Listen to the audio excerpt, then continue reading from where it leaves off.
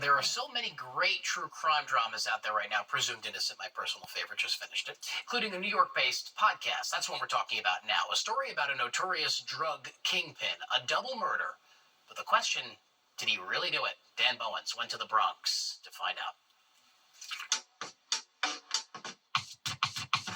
It's the Bronx, resilient and raw, from the rumble of a two-train overhead to the busy bodegas on the ground.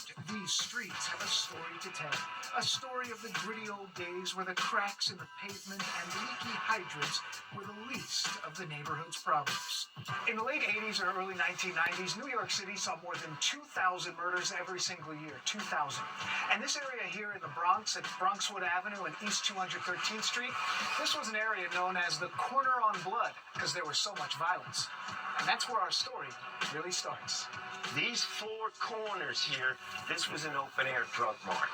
Journalist Steve Fishman says there was one person at the center of that early 90s crack cocaine drug war, 21-year-old Calvin Bouari.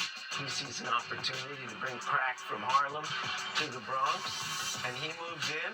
Bouari was a local man police once also accused of using black magic to run a murderous drug gang. He had mink coats.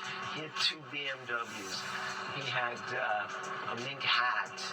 He had diamond jewelry. He had cash stacked under his bed. What eventually happened to Calvin Bouari is the focus of Fishman's podcast called The Burden, Empire on Blood. It all fell apart. One man accused the other of a double homicide he didn't commit. Or did he? I've never been a killer. I've never been a violent person. Bouari was convicted of murdering 2 brothers. While he admits to bringing drugs to the neighborhood, he insisted he wasn't a killer. Fishman spent 7 years investigating this case, uncovering new evidence and tracking down a witness who changed everything. I was in a playground with my kids, my young kids. The phone rings. You have a collect call from a New York State Correctional Institute.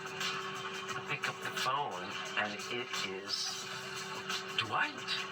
It's the guy who is alleged to have been the real killer. A re-release director's cut of the podcast, available now, delves deeper into Bouari's complicated journey through the legal system and what happened next.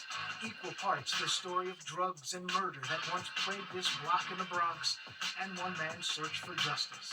I asked Cal that. Sitting in prison, I said, why should anybody have sympathy for you?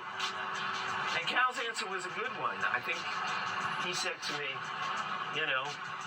put me in prison for what I did, not for what I didn't do. And that was Dan Bowens reporting. This weekend, the unofficial end of summer. It is a feeling a little bit more like fall, though. Liv is here with a look at the forecast. Hey, Liv. Hey,